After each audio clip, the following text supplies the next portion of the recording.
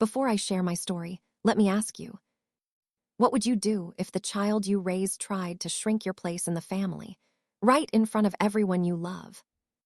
I thought I was just helping out, being the grandmother my family needed. But the day my son called me just the babysitter at my granddaughter's birthday, I realized I'd spent years letting myself be taken for granted. This isn't just a story about pride or hurt feelings. It's about the moment you decide to stand up for your own worth and the power of a child's love to remind you who you really are. So settle in, and if you've ever wondered what you'd do in my shoes, hit that subscribe button.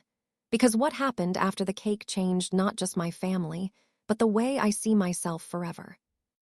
The day my son called me, just the babysitter at my granddaughter's birthday, I realized I'd spent my whole life making myself small for the sake of peace. It started with a balloon. Not the kind you buy at the store, but the kind you blow up yourself, your cheeks aching, your fingers sticky with icing and tape. I'd been at my son's house since sunrise, helping decorate for my granddaughter Sophie's 7th birthday. I hung streamers, tied ribbons, baked cupcakes, and wrapped presents. I made sure every detail was perfect, just the way Sophie liked it, pink and purple, with unicorns and glitter and a cake shaped like a castle. Sophie was the light of my life. After my husband died, she was the reason I got out of bed in the morning, the reason I kept going when the world felt too heavy. My son, Mark, and his wife, Jenna, both worked long hours, and I was always happy to help, picking Sophie up from school, making her dinner, reading her stories at night. I told myself I was lucky to be needed, lucky to be part of her world. But sometimes, I wondered if I was more convenience than family. The house was full of laughter and chaos, children running through the halls, parents chatting in the kitchen, the smell of pizza and popcorn in the air. I moved through the rooms, refilling drinks, wiping sticky hands, tying shoes, and picking up wrapping paper. I watched Sophie open her presents, her eyes shining with joy, her laughter ringing out like a bell. After cake, Mark gathered everyone in the living room for a group photo. He stood in the center, his arm around Jenna, Sophie perched on his hip. "Come on, Mom," he called, waving me over. "Let's get the whole family in the picture." I smiled, my heart swelling with pride. I stood beside Mark, my hand on Sophie's shoulder, the camera flashing, the moment captured forever. As the guests started to leave, I began cleaning up, stacking plates, sweeping crumbs, gathering balloons from under the couch. Mark and Jenna were in the kitchen, talking in low voices. I heard my name, then a laugh, then Mark's voice, louder than he realized. "She's just the babysitter, Jenna. She likes to help. It keeps her busy." I froze, the plate in my hand trembling. I felt the words like a slap, sharp and cold. Just the babysitter. Not the grandmother, not the mother, not the woman who'd raised him, who'd held his hand through every storm, who'd given him everything she had. Just the babysitter. I finished cleaning in silence, my heart heavy, my hands shaking. I thought about all the years I'd spent putting my family first, about the sacrifices I'd made, about the love I'd given. I wondered if Mark remembered the nights I'd stayed up with him when he was sick, the mornings I'd packed his lunch, the afternoons I'd cheered at his soccer games. I wondered when I'd become invisible. That night after everyone had gone home, I sat on the porch, the stars bright above me, the air cool and sweet.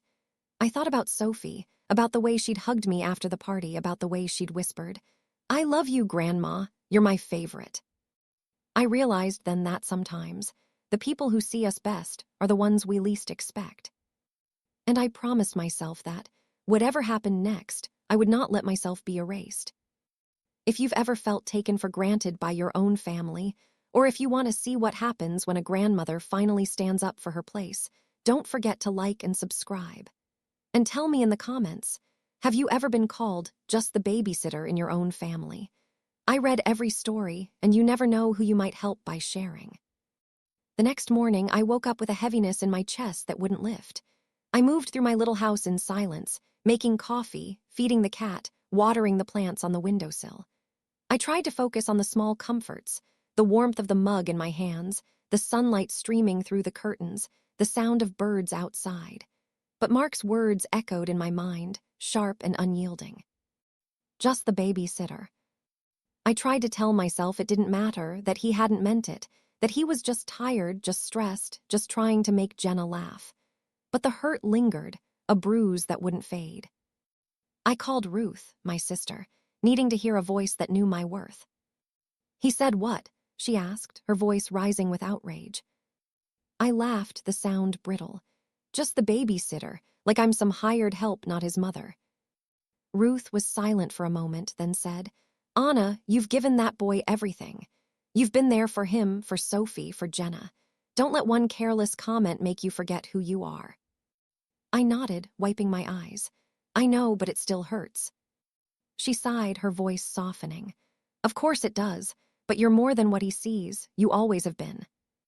I tried to keep busy, filling my days with chores and small projects. I baked bread, cleaned the house, sorted through old photo albums. I found a picture of Mark as a little boy, his hair wild, his smile wide, his arms wrapped around my neck. I remembered the way he used to look at me, the way he'd run to me when he was scared, the way he'd beg for one more story at bedtime. I wondered when that little boy had disappeared, when he'd become a man who saw me as nothing more than a convenience. That afternoon, I went for a walk through the village. The air was crisp, the leaves just starting to turn, the scent of wood smoke drifting from chimneys. I stopped at the bakery for a loaf of bread, chatted with Mrs. Novick about her garden, waved to the children playing in the square. "Are you all right, Anna?" Mrs. Novick asked, her eyes full of concern.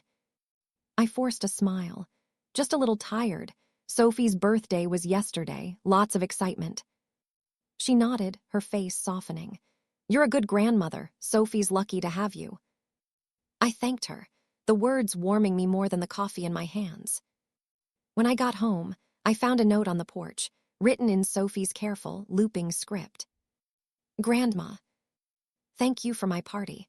I love you more than unicorns. Love. Sophie." I pressed the note to my heart, tears stinging my eyes. I realized then that sometimes the people who see us best are the ones we least expect. That evening, Mark called, his voice casual. "Hey, Mom, thanks again for all your help yesterday. Jenna and I really appreciate it." I hesitated, then said, "Mark, can we talk about what you said at the party?" He was silent for a moment, then laughed. "Oh, that. I was just joking, Mom. Don't take it so seriously." I forced a smile, even though he couldn't see me. "It hurt, Mark. I'm not just the babysitter, I'm your mother. I'm Sophie's grandmother." He sighed, his voice impatient. "I know, Mom, but you know how Jenna is. She gets stressed. I was just trying to keep things light." I nodded, my heart heavy. "All right, Mark, good night." That night I sat on the porch, the stars bright above me, the air cool and sweet. I thought about Sophie, about the love we shared, about the bond that couldn't be broken by a careless word. And I promised myself that, whatever happened next, I would not let myself be erased. If you've ever felt invisible in your own family, or if you want to see what happens when a grandmother finally stands up for her place, don't forget to like and subscribe. And tell me in the comments, what's the most hurtful thing a loved one has ever said to you? How did you find your way back to yourself? I read every story, and you never know who you might help by sharing. The days after Sophie's birthday felt longer than usual. I tried to keep my mind busy, but Mark's words haunted me. I replayed the moment over and over, his laugh, Jenna's smirk, the way the other parents had looked at me, some with pity, some with amusement, a few with that knowing glance that said, "We all become invisible eventually." I found myself questioning everything. Was I really just the babysitter? Had I let myself become a convenience, a background character in my own family story? I thought about all the times I'd dropped everything to help, canceling plans, missing church, staying up late to finish laundry or bake cupcakes for Sophie's class. I thought about the holidays I'd spent alone so Mark and Jenna could travel, the birthdays I'd planned, the nights I'd spent worrying about them all. I wondered if they even noticed. One afternoon, I stopped by the school to drop off a forgotten lunchbox for Sophie. As I walked through the halls, I heard two mothers talking in the corner. "Did you see how much Anna did at the party?" one whispered. "She's always there, always helping. I wish my mother-in-law was like that." The other woman laughed. Mine would never lift a finger, but I heard Mark say Anna's just the babysitter. Can you imagine? I felt my cheeks burn, my heart pounding. I wanted to walk over to defend myself, to remind them that I was more than just a helper. But I kept walking, my head held high, my hands shaking. That evening, I called Ruth, my voice trembling. I heard them talking about me at the school, Ruth. They think I'm just the babysitter. They think I'm nothing. Ruth was silent for a moment, then said, Anna, you are not nothing.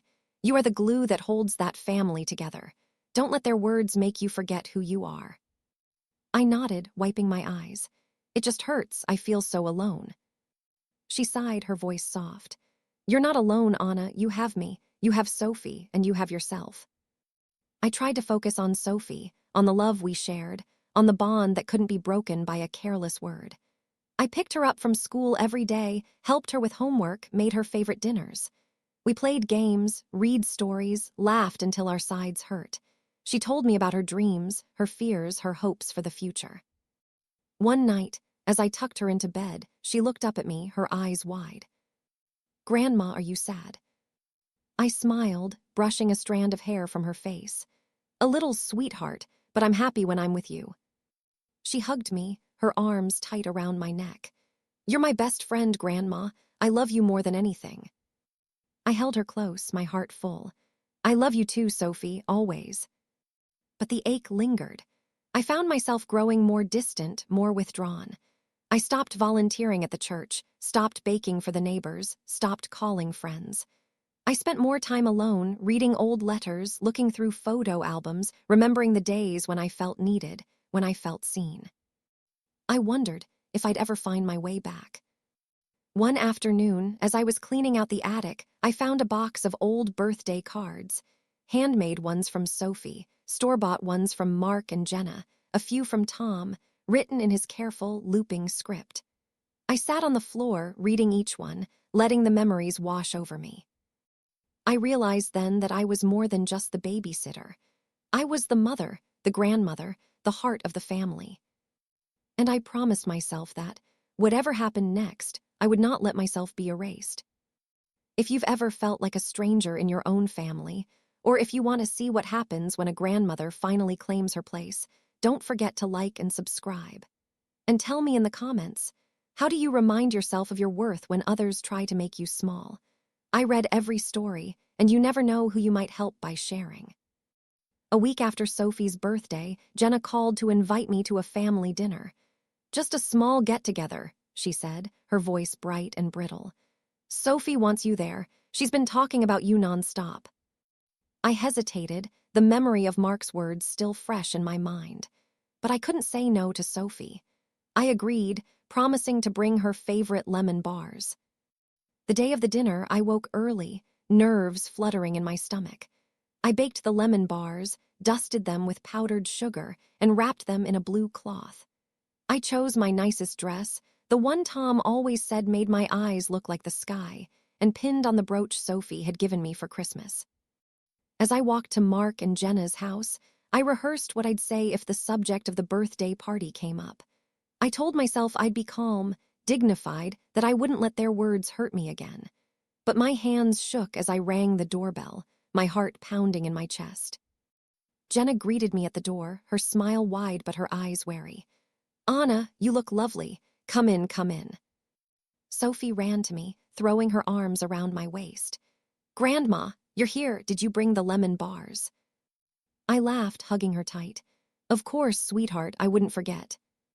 Mark was in the kitchen, setting the table, his face tight with tension. He nodded at me, his greeting polite but distant. Dinner was a strained affair. Jenna talked about her job, Mark talked about the weather, Sophie chattered about school and her new friends. I listened, offering smiles and encouragement, but I felt like a guest in my own family. After dinner, as we cleared the table, Jenna pulled me aside. Anna, I know things have been awkward. I just want you to know that we appreciate everything you do. You're a big help with Sophie. I forced a smile, my voice steady. I'm not just here to help, Jenna. I'm her grandmother. I'm Mark's mother. I'm part of this family. She nodded, her eyes flickering with something I couldn't name. guilt, maybe, or fear. Of course, we know that. But I could feel the distance between us, the unspoken words, the walls that had grown higher with every passing day. That night, as I walked home under the stars, I thought about the family dinners we used to have. Tom at the head of the table, Mark and Ruth arguing over dessert, laughter echoing through the house. I wondered if we'd ever find our way back to that kind of closeness, or if I was destined to remain on the outside, looking in. I realized then that sometimes, the hardest thing you can do is keep showing up, even when you feel invisible. And sometimes, the greatest act of love is refusing to let yourself be erased.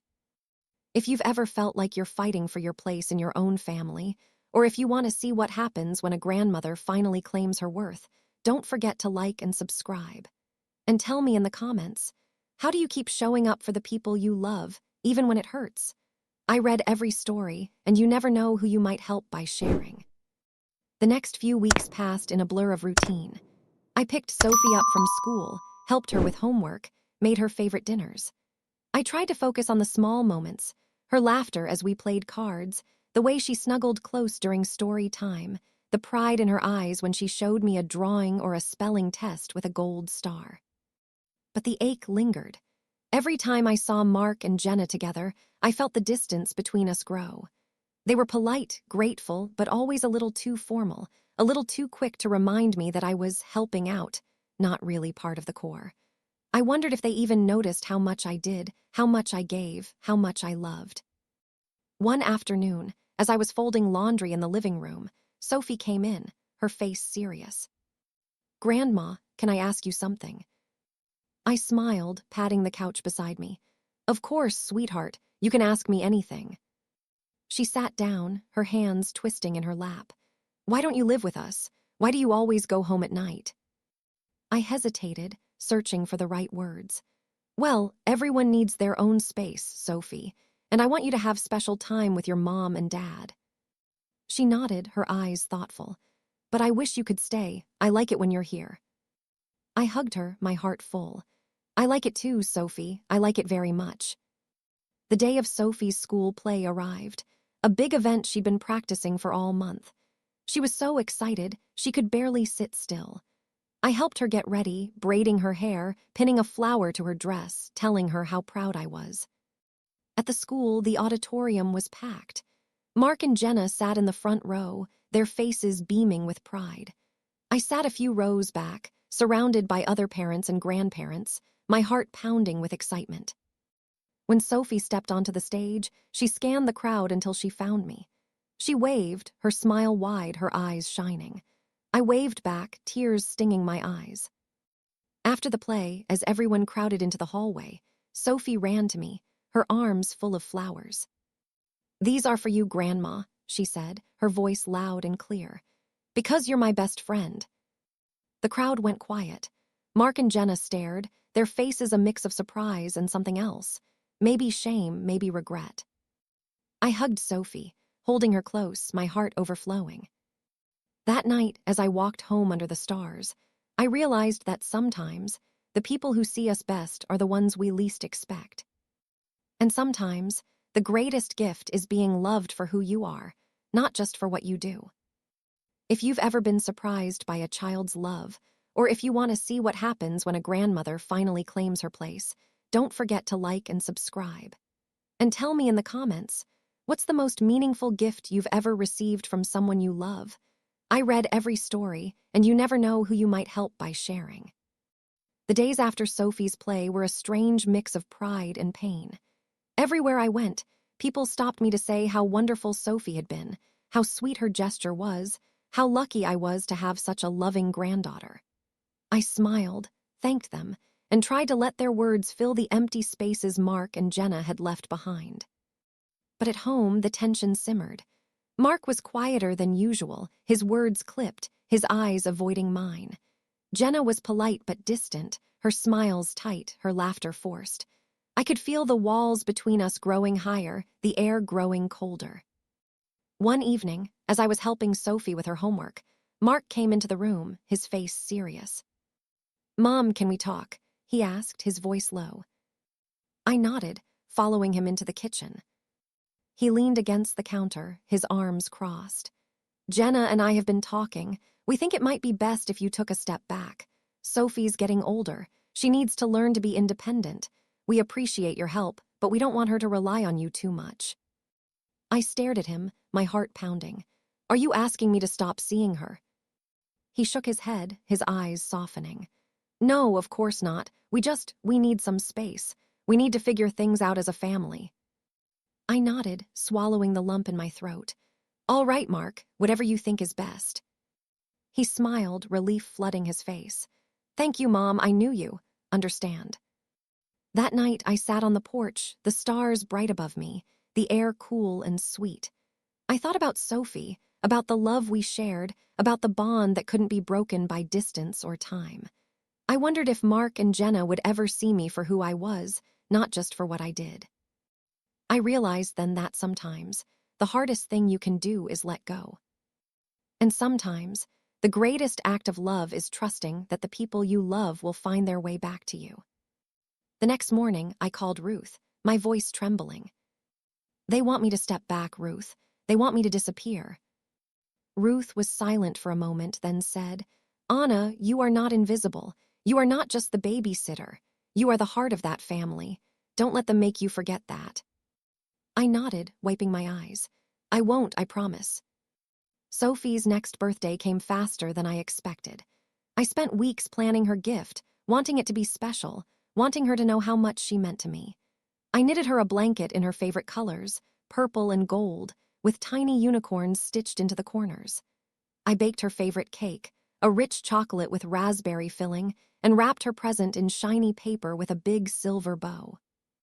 Mark and Jenna invited me to the party, but their invitation felt more like an obligation than a welcome.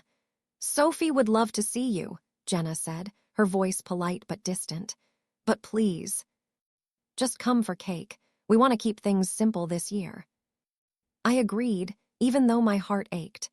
I told myself it was enough to be included, enough to see Sophie's smile, enough to be part of her day.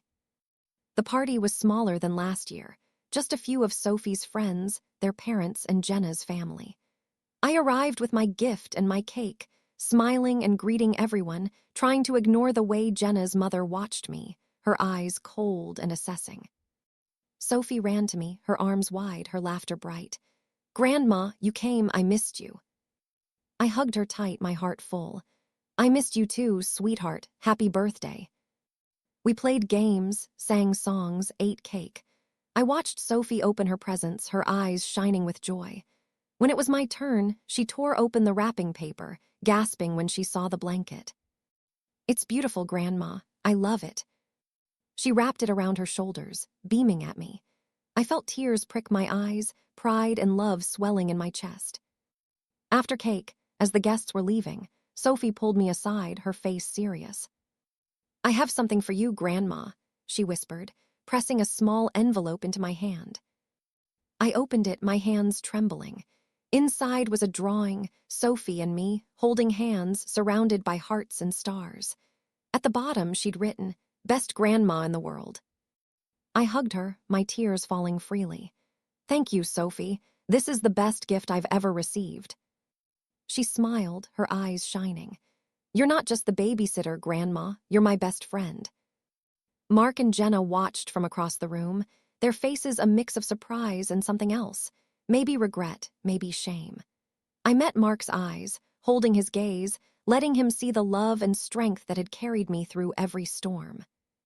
That night, as I walked home under the stars, I realized that sometimes the people who see us best are the ones we least expect. And sometimes, the greatest gift is being loved for who you are, not just for what you do. If you've ever been surprised by a child's love, or if you want to see what happens when a grandmother finally claims her place, don't forget to like and subscribe. And tell me in the comments, what's the most meaningful gift you've ever received from someone you love? I read every story, and you never know who you might help by sharing. Sometimes, the people we love most are the ones who forget how much we matter, until a child's love reminds them, and us, of who we really are. I never imagined my own son would call me just the babysitter, or that I'd have to fight for my place in the family I helped build. But life has a way of showing us that our worth isn't measured by what we do for others, but by the love we give and the love we receive in return. If you've ever felt invisible in your own family, or if you've ever had to remind the people you love that you are more than just a helper, I hope you know you're not alone. I know what it's like to sit in the quiet after everyone's gone, to wonder if you did enough, if you loved enough, if you mattered enough. I know what it's like to feel the ache of old wounds and the hope of new beginnings, to want to hold on and let go at the same time. But I also know that healing is possible. That courage is a choice you make every day, sometimes in small ways, sometimes in ways that change everything. I know that you can be overlooked and still be the heart of your family, that you can be pushed aside and still come back stronger, that you can be called just the babysitter and still be the best grandma in the world. Would you have spoken up, or would you have stayed silent for the sake of peace? Have you ever had to choose between keeping the peace and keeping your self-respect? Tell me in the comments. I'd love to hear your story because sometimes sharing our pain is the first step toward healing. If this story touched your heart, please give it a thumbs up, subscribe to my channel, and share it with someone who might need a little hope tonight. Your support means more than you know. Thank you for listening and for being part of this family. Until next time, take care of yourself, and remember, even after the deepest heartbreak, you can still choose to begin again. And if you want to see what happens when a woman finally chooses herself, or if you believe in the power of second chances, don't forget to hit that subscribe button, because the next story might just be the one you need.